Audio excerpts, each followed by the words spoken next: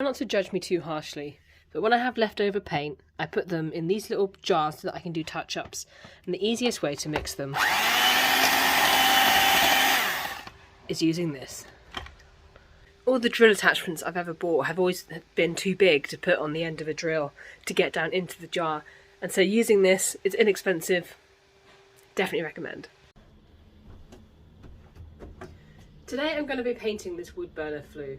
Now, I don't mind if it doesn't look perfect because I'm actually going to redecorate this room, but I'm going to try and get it as close as possible so that it blends in whilst I'm waiting to paint this room.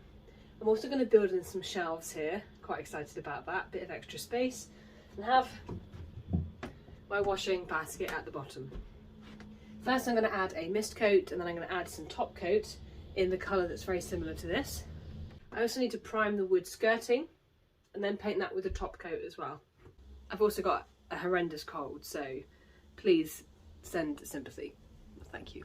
My plastering work is shocking. It is not something that I'm naturally very good at, so I've had to go over it and sand the surface to get off any extra bits. I've also gone in afterwards and applied a super fine polyfiller to fill in any gaps, and I guess we'll see what the finish comes out like. I mixed a huge bunch of mist coat paint when I last did a painting project, and I had some left over. I've kept it in this airtight sealed jar as a bit of an experiment to see how it kept over time. And it's actually kept really well. It doesn't have a funky smell. It needed a bit of mixing, which I did with my secret mixer, technique. And I'm just going to use this, see if I can finish it off. It's a perfect amount actually for this very small space.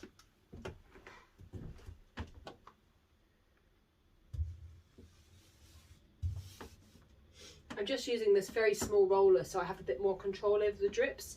It's quite wet, this paint. Well, all paint's quite wet, but it's very liquidy, so it has a good chance of falling on the floor.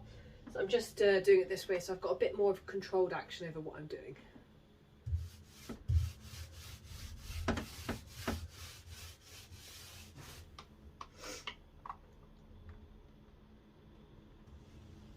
Oh. I lost control. I think I'm going to have to put some stuff down. I'm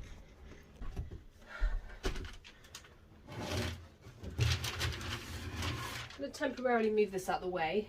I haven't nailed it in yet, and that's intentional. I wanted to be able to do the mist coat and the painting first, so that I didn't have to struggle getting around the edges.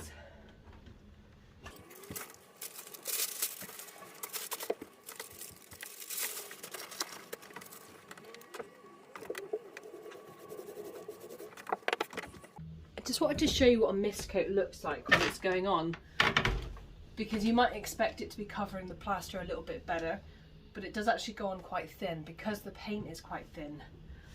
If it looks a little bit like this, you're probably doing it right. As you can see, it's also quite drippy, so I just want to go in and catch those drips.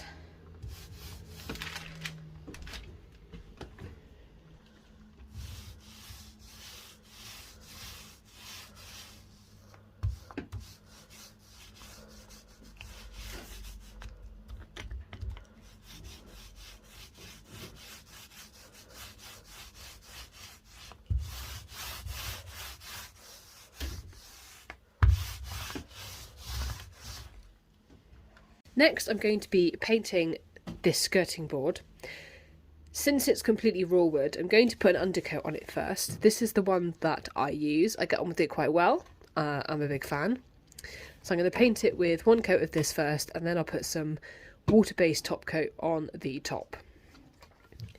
I very roughly nailed this into place, but as you can see, my cuts are not amazing.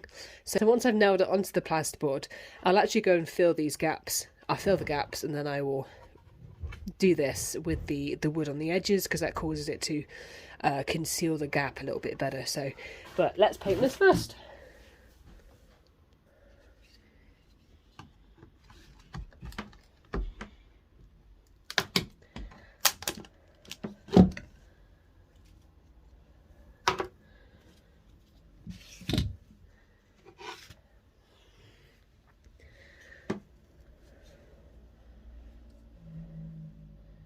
Didn't want to do that. I'm going to paint straight from the tin, and I can practically feel painters all over the country shuddering.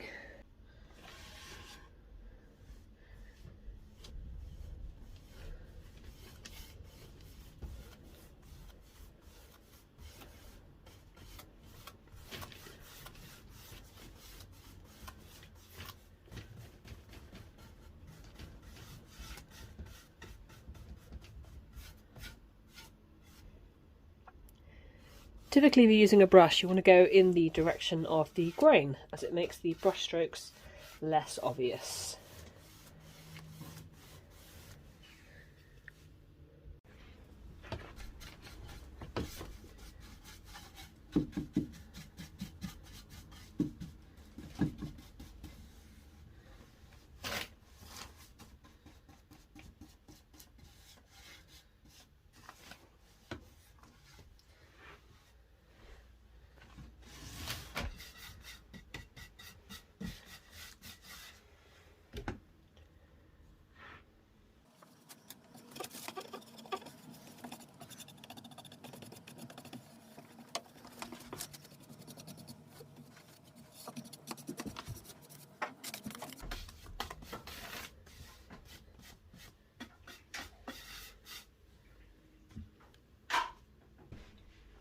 Now it's time to let everything dry.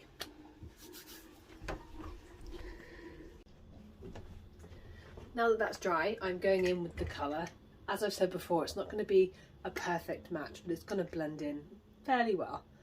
I'll probably put 2 coats of this on, with about a 4-hour gap for drying in between.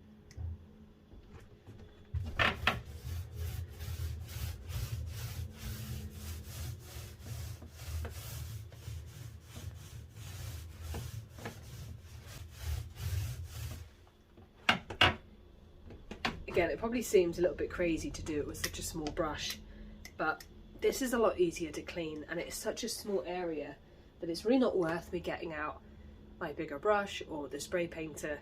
This is just easier for a smaller area.